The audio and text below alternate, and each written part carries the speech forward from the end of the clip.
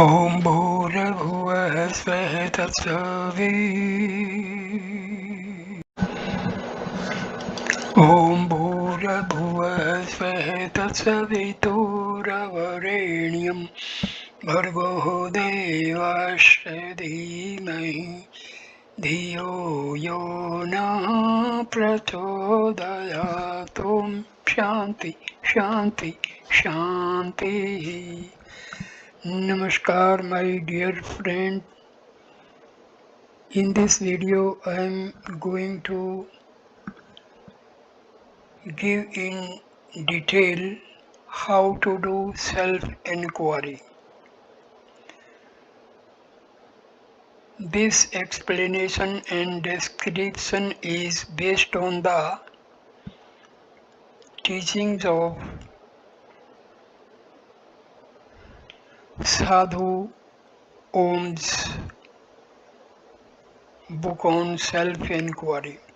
Sri Sadhu Om's book on self-inquiry is usually regarded as the definitive instruction manual for that practice. He was Sri Ramana Maharshi's direct disciple and Muruganar's literary executor. This article contains the entire chapter on taking from his book.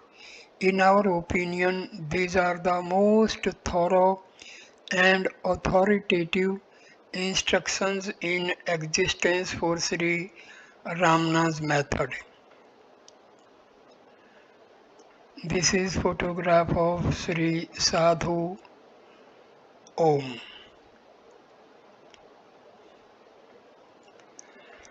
At the young age of 16, when he was not even aware of the fact, this is the sadhana of self-inquiry that directly bestows the experience of Brahma. It so happened one day that without any prior intention, Bhagwan Sri Ramana embarked upon this rare sadhana. On that day, as if he were about to die, a great fear of death possessed him all of a sudden. Because of it, an impulse to scrutinize death also arose in him spontaneously. He was not perturbed to see the fast approaching death, nor did he feel inclined to inform others about it. He decided to welcome it calmly and solve the problem all alone. He lay down, stretching his limbs like a corpse, and began to scrutinize death practically, face to face, since it is of prime importance for the readers to know the technique of self-inquiry performed by Sri Bhagavan, the Sadguru. Let us see it here in the very words in which he later narrated his experience.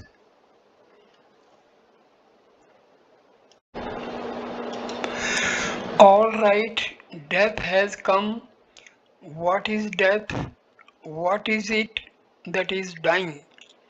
It is this body that is dying. Let it die.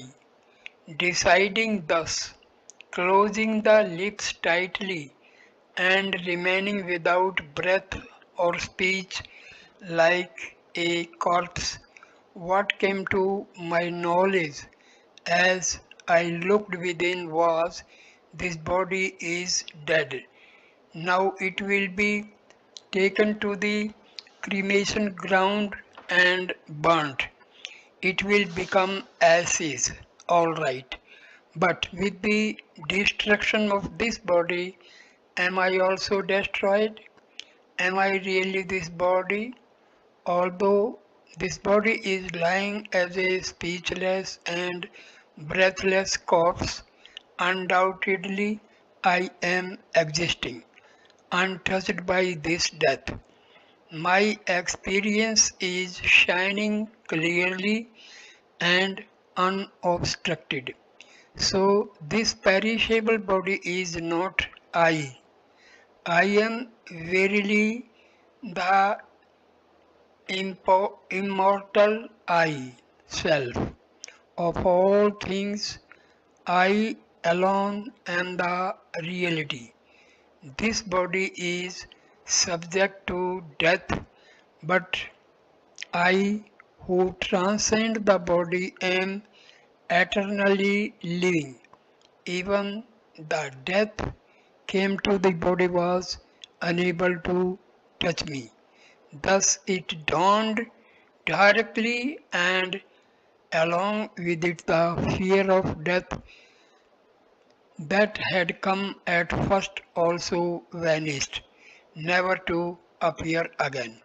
All this was experienced in a split second as direct knowledge, pratyaksham, and not as mere reasoning thoughts. From that time onwards, the consciousness, chit, of my existence, sat, transcending the body has ever continued to remain the same. Thus Sri Ramana narrated. Although Sri Bhagwan later explained all this to us in so many words, he emphasized that all important fact, all this took place within a second as a direct experience without the action of mind and speech. On account of this fear of death, the concentration of Sri Bhagwan was fixed and deeply immersed in self-attention in order to find out what is my existence, what is it that dies. Thus it is proved by what Sri Bhagwan himself did that, as we have been explaining all along, only such a firm fixing of our attention of self is self-enquiry, Atma Vichara. He has confirmed the same idea in the work Who Am I, where he says, always keeping the mind, the attention fixed in self, in the feeling I alone is called self enquiry. Remaining firmly in self abidance without giving even the least room to the rising of any thought other than the thought of self, that is, without giving even the least attention to any second or third person, but only to self, is surrendering oneself to God, which alone is called Prabhakti, the supreme devotion. When Sri Bhagwan was asked what is the means and technique to hold constantly on to the I consciousness, he revealed in his works the technique of self-enquiry which, as explained above, he had undertaken in his early age but in a more detailed manner as follows. The enquiry, who am I? The path of knowledge or Jnana Marga and self-surrender, the path of love or bhakti marga, are the two great royal paths found out by Bhagavan Sri Ramana from his own experience and taught by him for the salvation of humanity. In this book, The Path of Sri Ramana, Part 1, The Path of Pure Non-Dual Knowledge, the Enquiry, Who Am I alone is dealt with, while in Chapter 2 of The Path of Sri Ramana, Part 2, a full exposition of the nature of this supreme devotion, Parabhakti, is given. Self Atma is that which is self signing in the form I am that I am. One should not imagine to be anything such as this or that, light or sound.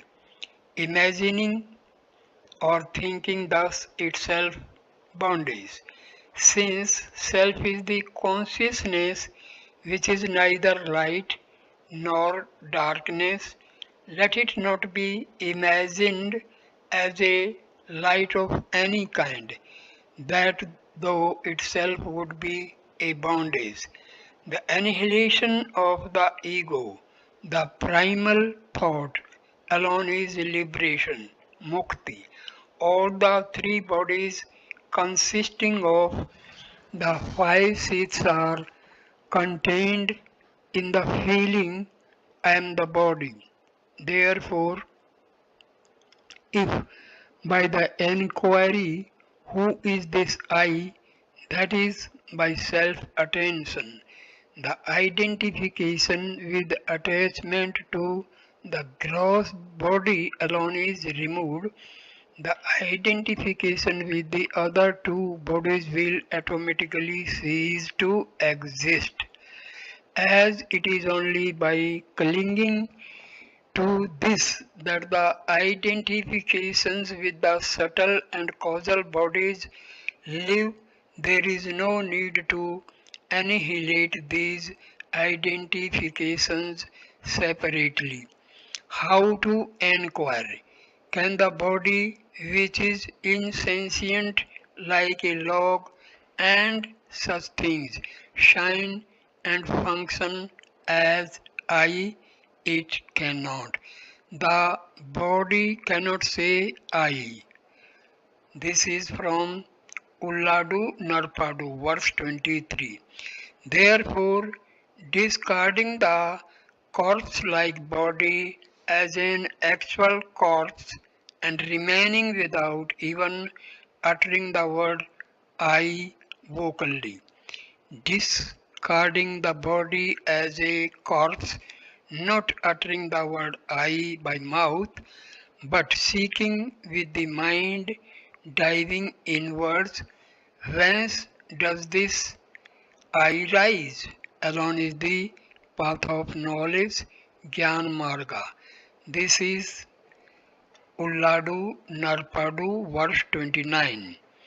If keenly observed, what that feeling is, which now shines as I, is Sapurna, alone will be experienced without sound as I in the heart. Sapurna, an experience of a new, clear, and fresh knowledge of one's existence.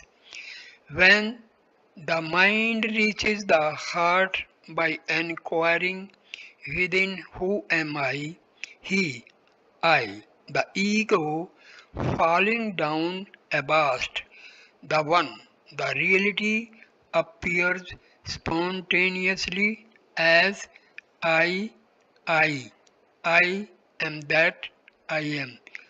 This is from Ulladu Narpadu, verse 30. When sought within, what is the place from which it rises as I, the ego will die. This is self-enquiry. This is from Updesa Undiyar, verse 19. Where this I dies, there and then shines forth spontaneously the one as I. That alone is the whole Purnam. This is from Updesa Undiyar, verse 20. If without leaving it we just be the Sampurna, completely annihilating the feeling of individuality, the ego, I am the body, finally will come to an end just as the camphor flame dies out. This alone is proclaimed to be liberation by sages and scriptures. Although in the beginning, on account of the tendencies towards sense objects, vasanas, which have been recurring down the ages, thoughts rise in countless numbers like the waves of the ocean. They will all perish as the aforesaid self-attention becomes more and more intense, since even the doubt, is it possible to destroy all of them and to remain as self alone, is only a thought. Without giving room even to that thought, one should persistently cling fast to self-attention. However great a sinner one may be, if not lamenting, "Oh, I am a sinner, how can I attain salvation?" but completely giving up even the thought that one is a sinner, one is steadfast in self attention, one will surely be saved. Therefore, everyone diving deep within himself with desirelessness, vairagya, can attain the pearl of self. As long as there are tendencies towards sense objects in the mind, since they will always create some subtle or gross world appearance, so long the enquiry, "Who am I?" is necessary. As and when thoughts rise of their own accord, one should annihilate all of them through enquiry then and there in their very place of origin. What is the means to annihilate them? If other thoughts rise disturbing self-attention, one should, without attempting to complete them, inquire to whom did they rise. It will then be known to me immediately if we observe who is this I that thinks, the mind, our power of attention, which was hitherto engaged in thinking of second and third persons, will turn back to its source, self. Hence, since no one is there to attend to them, the other thoughts which had risen will also subside. By repeatedly practicing thus, the power of the mind to abide in its source increases.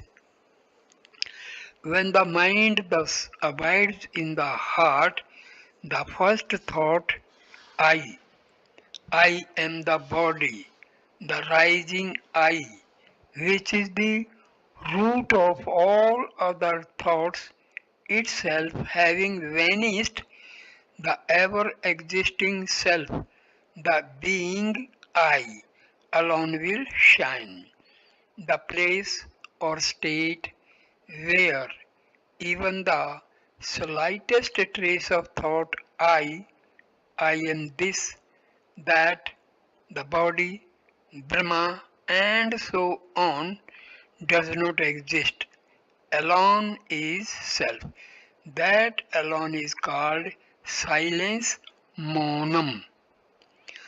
After coming to know that the final decision of all the scriptures, shastras, is that such destruction of the mind alone is liberation, mukti. To read scriptures unlimitedly is fruitless. In order to destroy the mind, it is necessary to inquire who one is. Then how, instead of inquiring thus within oneself, to inquire and know who one is in scriptures. For Rama to know himself to be Rama is a mirror necessary. That is to say, for one to know oneself through self-attention to be I am are scriptures necessary. Oneself is within the five seats, whereas the scriptures are outside them. Therefore, how can oneself, who is to be attended to within, setting aside even the five seats, be found in scriptures? Since scripture's inquiry is futile, one should give it up and take to self-inquiry. Thus says Bhagwan Sri Ramana. Refer to the first chapter of Vichara Sangraha and to the whole of Who Am I, from which the above 6 paragraphs are paraphrased. By means of an example, let us make more clear this technique, sadhana, of fixing the attention only on self, which has been described above in the words of Sri Bhagwan. But from the very outset, it must be conceded that since the nature of self is unique and beyond comparison, it cannot be explained fully and accurately by anyone through any example whatsoever. Though most of the examples which have been given in accordance with the intellectual development of the people and the different circumstances of their times may be appropriate to great extent, these insentient jada examples can never fully explain self. The sentient chit, the example of a cinema projector often pointed out by Sri Bhagwan, and the following example of a reflected ray of the sun from a mirror given solely with the view that they may remove many doubts of the readers and clearly their understanding. But one should not fall into the error of stretching the example too far, as did the blind man who concluded, "My child swallowed a crane when he was told milk is white." The story of the blind man. Once a man blind from birth, was informed that a son was born to him. While he was still rejoicing over the happy event, the very next day brought him the shocking news of his child's death. With grief, he asked, "How did my baby die?" "By drinking milk." "How is milk?" "Milk is white." "How is white?" "White is like the crane." "How is the crane?" Losing his patience, the messenger made the blind man feel his hand, which he bent like a crane and said, "The crane is like this." At once the blind man lamented, exclaiming, "Ah, no wonder my small child should die on taking such a big thing." A broken piece of mirror is lying on the ground in the open space in full sunshine. The sunlight that falls on that piece of mirror is reflected, and the reflected light enters a nearby dark room and falls on its inner wall. The ray from the mirror to the inside wall of the dark room is a reflected ray of the sun. By means of this reflected ray, a man in the dark room is able to see the objects inside that room. The reflected light, when seen on the wall, is of the same form or shape as the piece of mirror, triangular, square, or round. But the direct sunlight, the original light, the source of the reflected ray in the open space, shines indivisible, single, all pervading, and unlimited by any specific form or shape. Self, our existence consciousness, is similar to the direct sunlight in the open space. The ego feeling or mind knowledge, the I am the body consciousness, is similar to the reflected ray stretching from the mirror to the inner wall of the room. Since self-consciousness is limitless, like the vast, all-pervading direct sunlight, it has no form, adjunct, rupa, upadhi. Since, just as the reflected ray takes on the limitations and size of the piece of mirror, the ego feeling experiences the size and form of a body as I. It has adjuncts. Just as the objects in the dark room are cognized by means of the reflected light, the body and world are cognized only by means of mind knowledge. Although the world and the mind rise and set together, it is by mind alone that the world shines.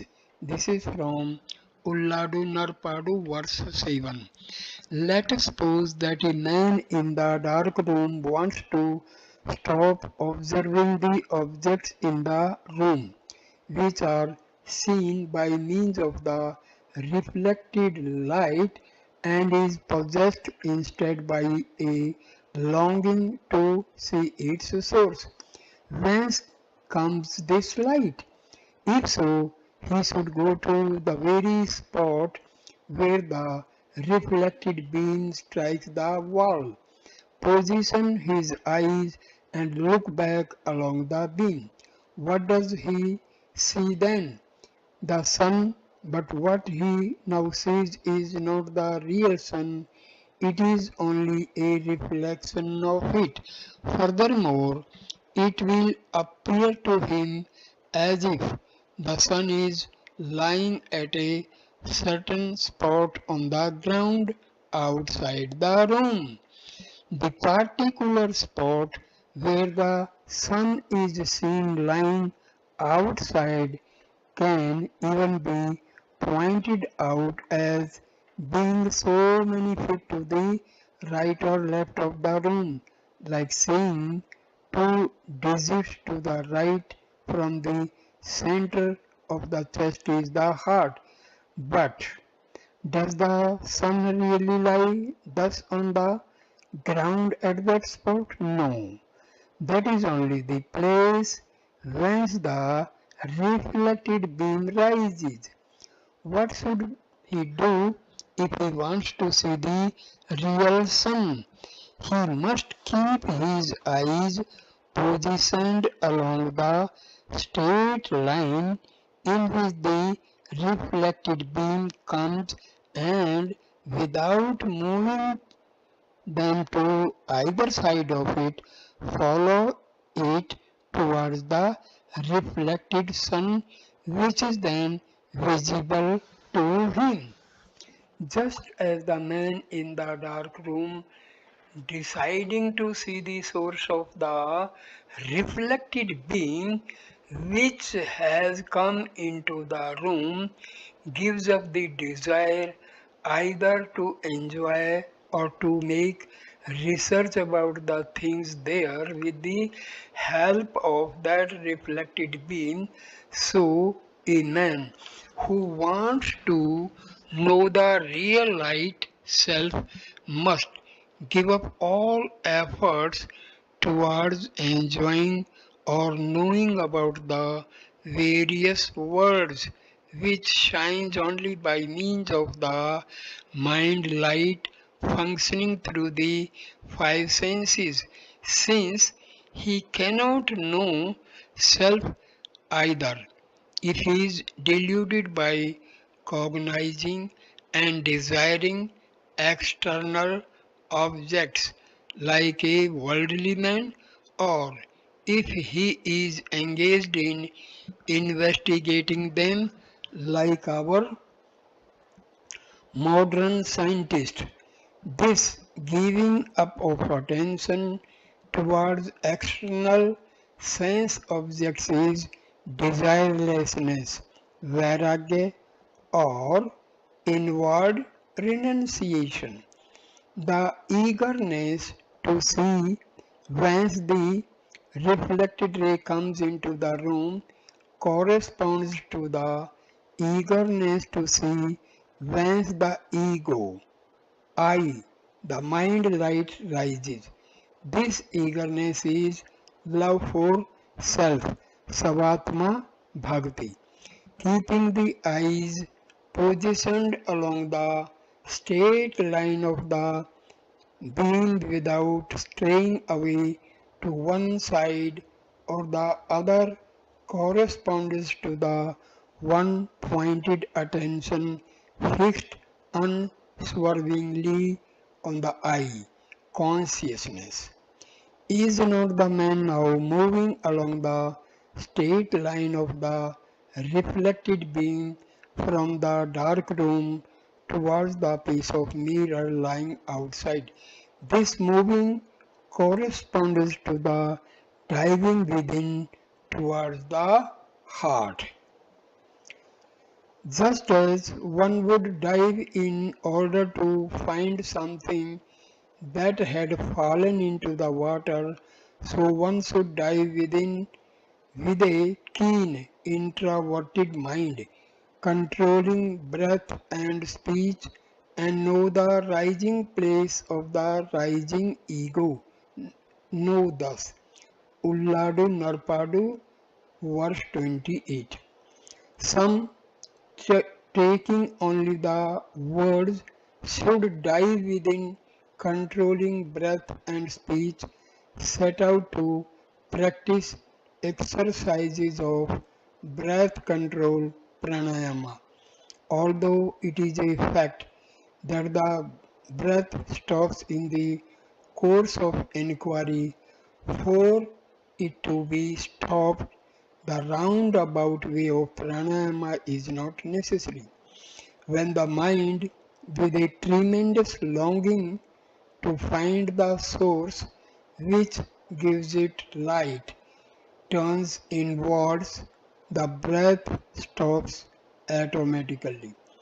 If the breath of the enquirer is exhaled at the time of his mind thus giving up knowing external sense objects, visayas, and starting to attend to its original form of light, self, it automatically remains outside without being again drawn in. Likewise, if it is inhaled at that time, it automatically remains inside without being again exhaled. These are to be taken as external retention, Bhaya Kumbhaka, and internal retention, Antra Kumbhaka, respectively, until there is a rising of a thought on account of non-vigilance, parmada, in self-attention. This retention, kumbhaka, will continue in an inquirer quite effortlessly. But a little scrutiny, will it not be clear to anyone that even in our everyday life, when some startling news is suddenly brought to us, or when we try to recollect a forgotten thing with full concentration, the breath stops automatically on account of the keenness of mind, the intensity of concentration that takes place then. Similarly, the breath will stop automatically as soon as the mind, with an intense longing to see its original form of light and with earnest one-pointedness, begins to turn keenly and remain within. In this state of retention, kumbhaka, no matter how long it continues, the enquirer does not experience suffocation, that is, the urge to exhale or inhale. But while practicing pranayama, if the units of time, matras of the retention are increased, one does experience suffocation. If the enquirer's attention is so intensely fixed on self that he does not even care to know whether the breath has stopped or not, then his state of retention is involuntary and without struggle. There are some aspirants, however, who try to know at that time whether or not the breath has stopped. This is wrong, for since the attention is thus focusing on the breath, self-attention will be lost and thereby various thoughts will shoot up and the flow of sadhana will be interrupted. That is why Sri Bhagwan advised control of breath and speech with a keen introverted mind. It would, it, it would be wise to understand this verse thus by adding with a keen mind Kurunda Matyal in all the three places. Control the breath with a keen mind, dive within with a keen mind, and know the rising place with a keen mind. Therefore, by the practice of fixing the mind, the attention in the heart self, the pure consciousness, both the destruction of tendencies, vasanas, and the control of the breath are accomplished automatically. This is from Ulladu Narpadu Anubandham verse 24.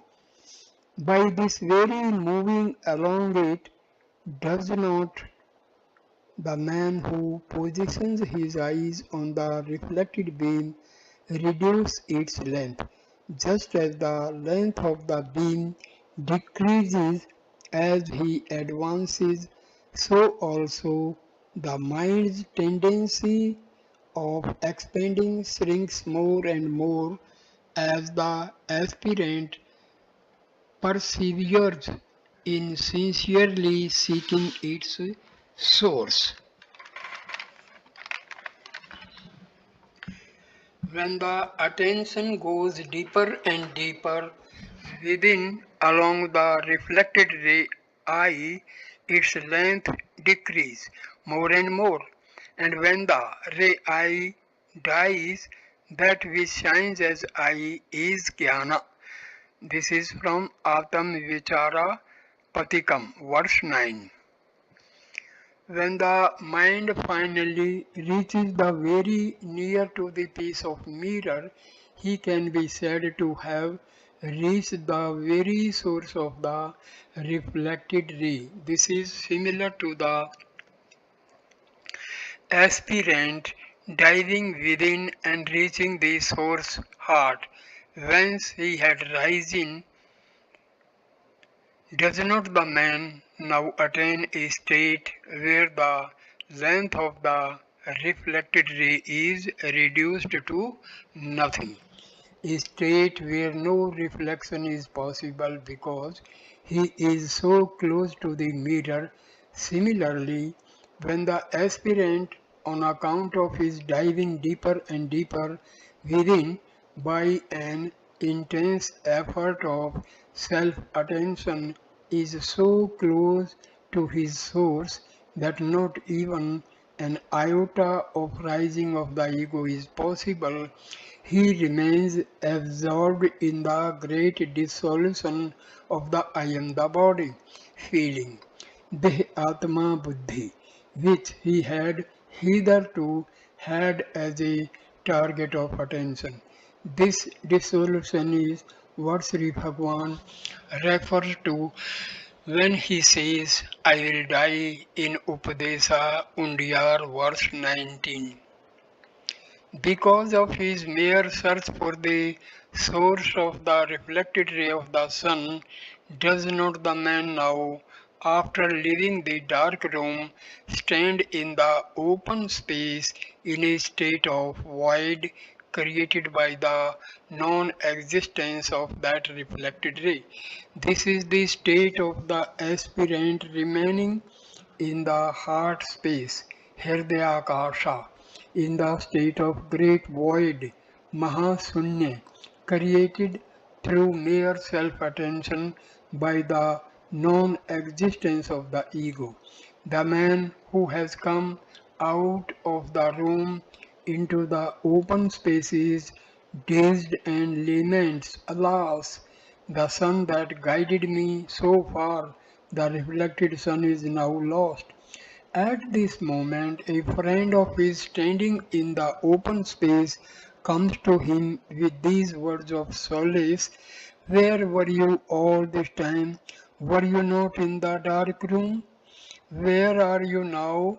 Are you not in the open space? When you were in the dark room, that which guided you out was just one thin ray of light.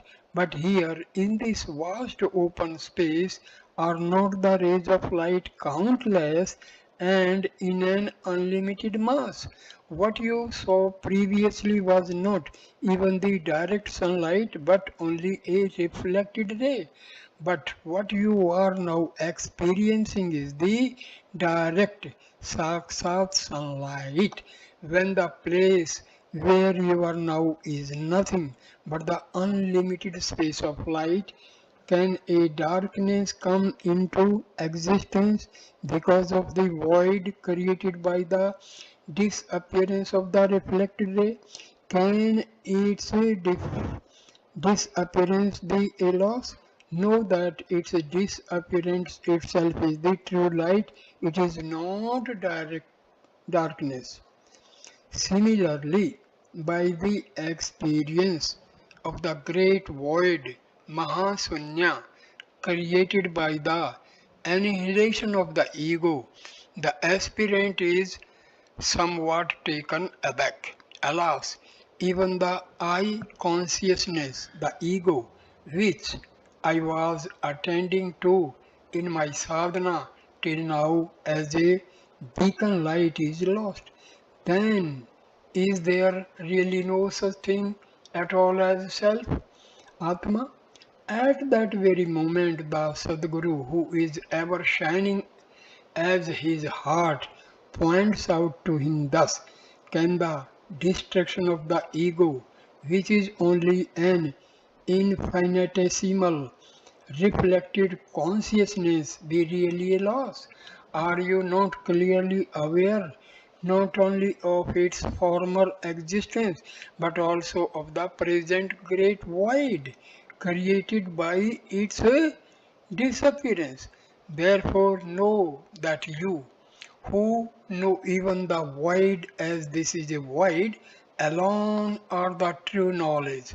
You are not a void, is in an instant as a direct experience of the shining of his own existence consciousness by touching, flashing as Saphurna in heart as heart.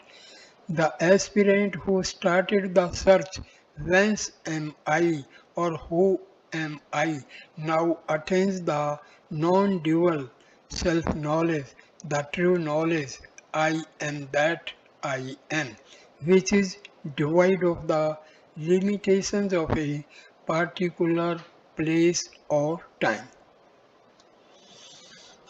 Know that I, self, is the true knowledge. It is not a void. This is verse 12 of Ulladu Narpadu. Clinging to the consciousness I and thereby acquiring a greater and greater intensity of concentration upon it is diving deep within. Instead of thus diving within, many, thinking that they are engaged in self inquiry, sit down for hours together simply repeating mentally or vocally, who am I or whence am I. There are others again who, when they sit for inquiry, face their thoughts and endlessly repeat mentally the following questions taught by Sri Bhagwan. To whom come these thoughts? To me. Who am I? Or sometimes they even wait for the next thought to come up so that they can fling these questions at it. Even this is futile. Did we sit to hold thus a court of inquiry? Calling one thought after another? Is this the sadhana of diving within? Therefore, we should not remain watching what is the next thought. Merely to keep on questioning in this manner is not self-attention.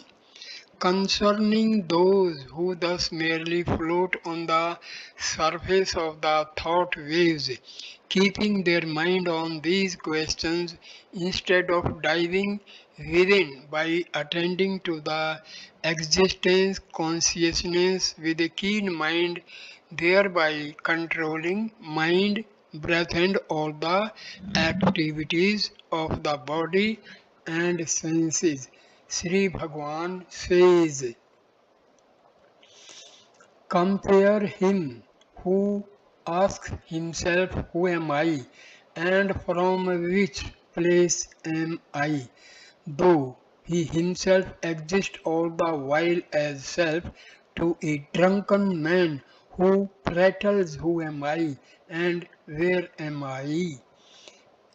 Ekatma Panchakam verse 2. And further he asks, how to attain that state wherein I does not rise, the state of egolessness, the great void or Mahasunya, unless instead of floating like this, we seek the place whence I rises, and unless we attain that egolessness, say how to abide in the state of self, where we are that Soham. This is verse number 27 of Ulladu Narpadu. Therefore, all that we are to practice is to be still. Summa Irupadu with the remembrance of the feeling I. It is only when there is a slackness of vigilance during self-attention that thoughts which are an indication of it will rise. In other words, if thoughts rise, it means that our self attention is lost. It is only as a contrivance to win back self attention from thought attention that Sri Bhagwan advised us to ask, to whom do these thoughts appear? Since the answer to me is only a dative form of I, it will easily remind us of the nominative form, the feeling I. However, if we question who thinks these thoughts, since the nominative form, the feeling I, is obtained as an answer, will not self attention, which has been lost unnoticed, be regained directly? This regaining of self attention is actually being self, that is, remaining or abiding as self. Such being alone is the correct sadhana. Sadhana is not doing but being. What our Lord Ramana firmly advises us to take us to as the greatest and most powerful tapas is only this much: be still, summa iru, and not anything, dhyana, yoga, and so on, as the duty to be performed by the mind. This is from Guru Vachka Koi, verse 773. Some complain when the very rising of the ego from sleep is so surreptitious as to elude our notice, how can we see whence it rises? It seems to be impossible. That is true, because the mind's efforts of attention is absent in sleep, since the mind itself is not at all there, as ordinary people are not acquainted with the knowledge of their being, but only with the knowledge of their doing, that is the knowledge of their making. Efforts for such people it is possible to know from sleep the rising of the ego from there. Since the effort considered by them as necessary is absent in sleep, it is no wonder that they are unable to commence the enquiry from sleep itself.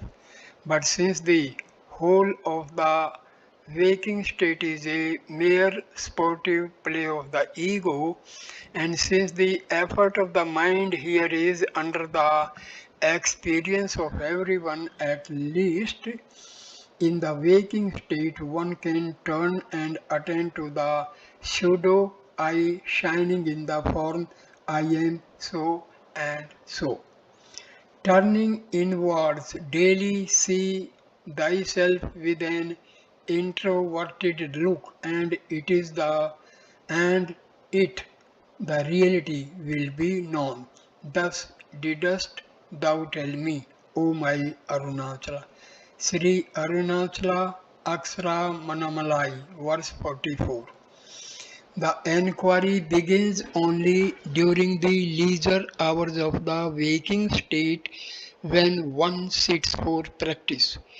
Just as a thing comes to our memory when its name is thought of, does not the first person feeling come to everyone's memory as soon as the name pronoun I is thought of? Although this first person feeling is only the ego, the pseudo I consciousness, it does not matter. Having our attention withdrawn from second and third persons and clinging to the first person, that alone is sadhana. As soon as the attention turns towards the first person feeling, not only do other thoughts disappear, but also the first thought, the rising and expanding pseudo I consciousness itself begins contracting.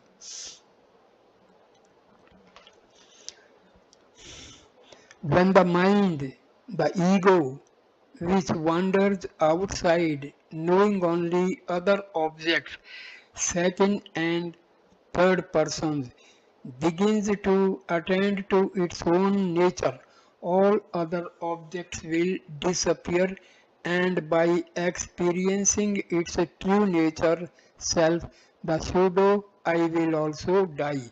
This is verse number 193 from Guru Vachkaya Koai.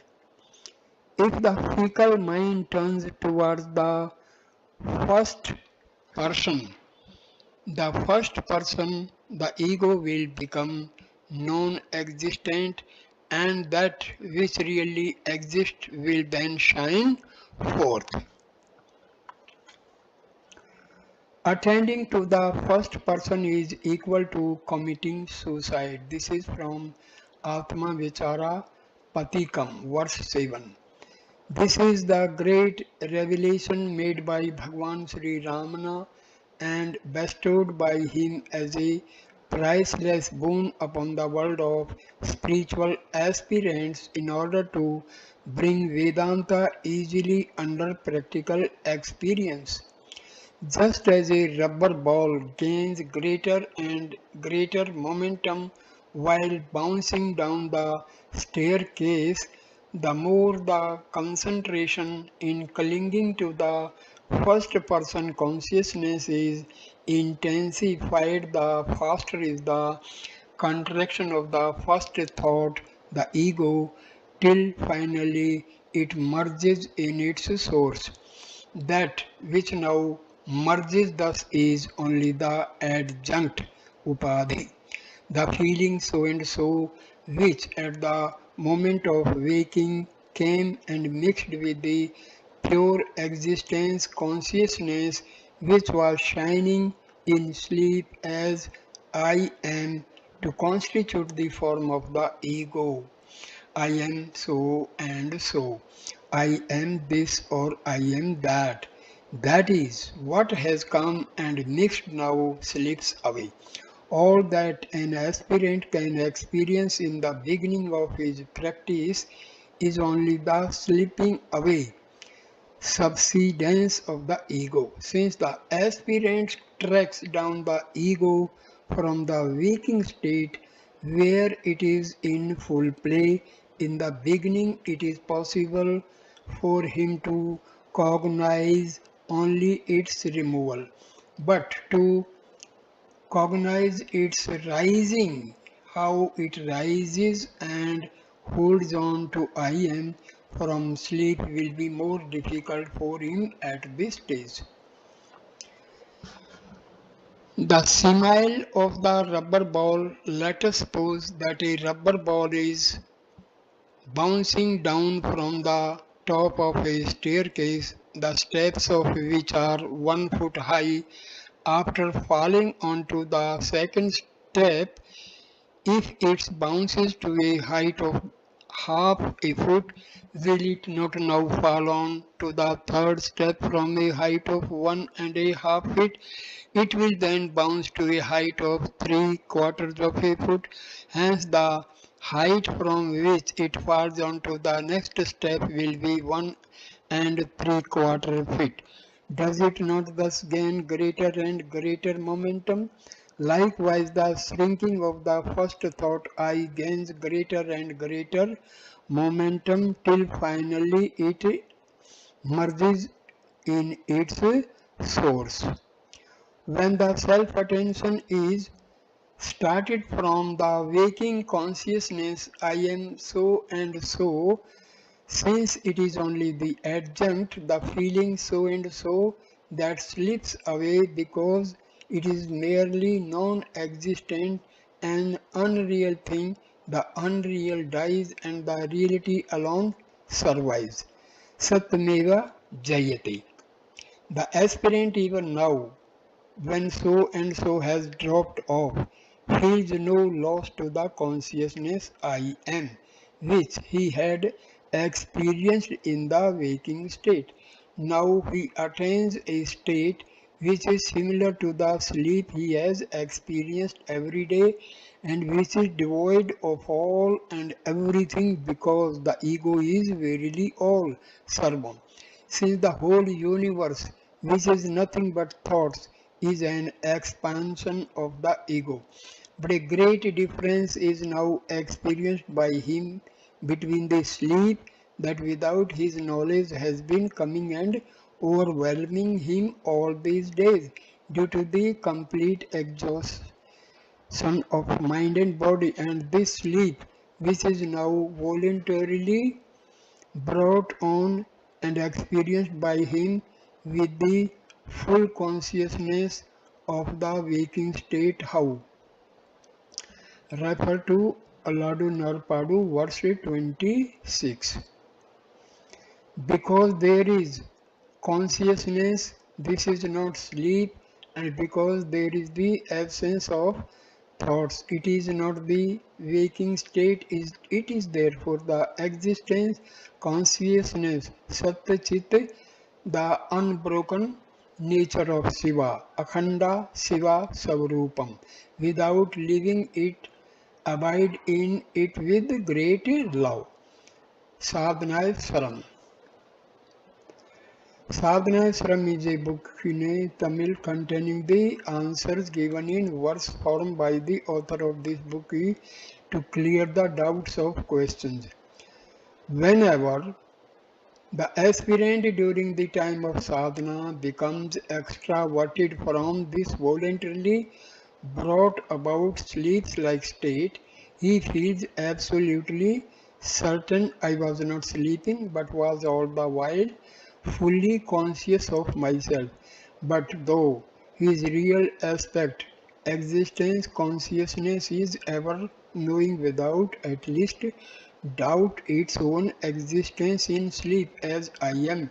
Whenever he becomes extraverted from everyday sleep, since he, the mind, did not even once have the experience of continuing to know I am from the waking state, he can only say, I slept.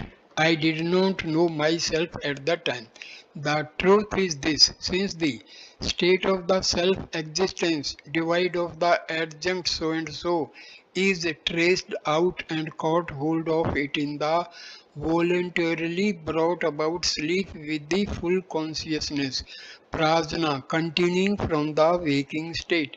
The knowledge that the pure existence consciousness, Satyachitra, knows itself as I am is clear in this sleep state. That is why the aspirant now says, I did not exist throughout, I did not sleep, but prior to his sadhana, since he was throughout the waking state identifying as I the mind, which is the form of the adjunct so and so. After waking up from the ordinary daily sleep where the mind did not exist, This mind, the man says, I did not exist in sleep, that is all. Those who experience many times this removal of the ego through practice, since they have an acquaintance with the experience of their pure existence, consciousness as I am, even after the removal of the ego, can minutely cognize even at the moment of just waking up from sleep how the adjunct so and so comes and mixes. Those who do not have such strength of practice cannot cognize from sleep itself the ego at its place of rising. The only thing that is easy for them is to find the ego's place of setting, which is also its place of rising through the effort started from the waking state. In either case, the end and the achievement will be the same. When the attention is focused deeper and deeper within towards the feeling I am, and when the ego thereby shrinks more and more into nothingness, our power of attention becomes subtler than the subtlest atom and thereby grows sharper and brighter. Hence, the strength of abidance, Nishtha Bala, will now be achieved to remain balanced between two states, that is, in a state after the end of sleep and before waking up. In other words, before being possessed by the first thought. Through this strength, the skill will now be gained by the aspirant to find out the adjunct so and so, which comes and mixes to be a mere second person. That is, although it has hitherto been appearing as if it were the first person, it will now be clearly seen to be his mere shadow, non-self, the primal sheath, a thing alien to him.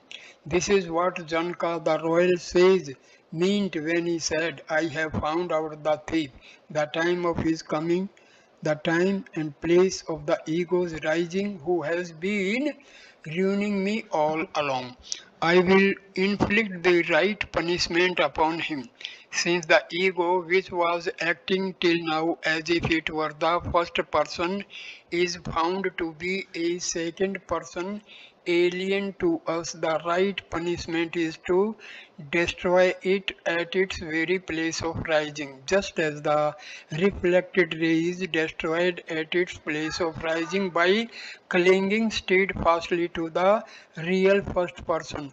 The real import of the word I, existence consciousness through the method of regaining self-attention taught by Bhagwan Sri Ramana, to whom, to me, who am I.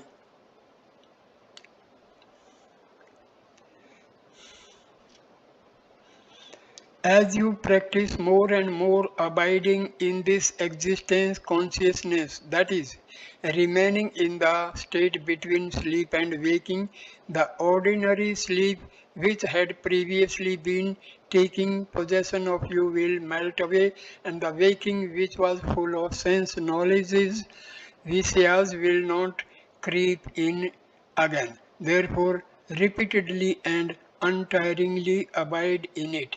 This is from Sadhanae Saram. By greater and greater, more steadfast practice of abiding in this existence consciousness, we will experience that this state seems to come often and take possession of us of its own accord whenever we are free from our daily work. But since this practice of existence consciousness is in fact nothing but we, it is wrong to think that such a state comes and takes possession of us. While at work we attend to other things. After that work is over and before we attend to some other second or third person, we naturally abide in our real state.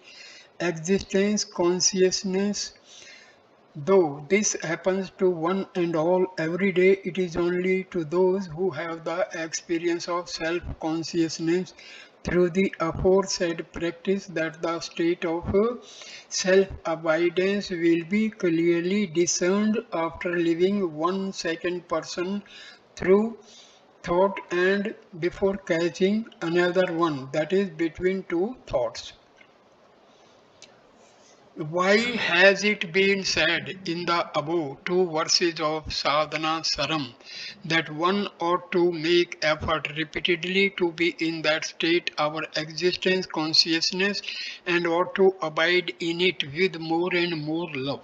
Because until all the tendencies, vasanas which drive one out of it are completely exhausted, this state will seem to come and go. Hence, the need for continued effort and love to abide in self.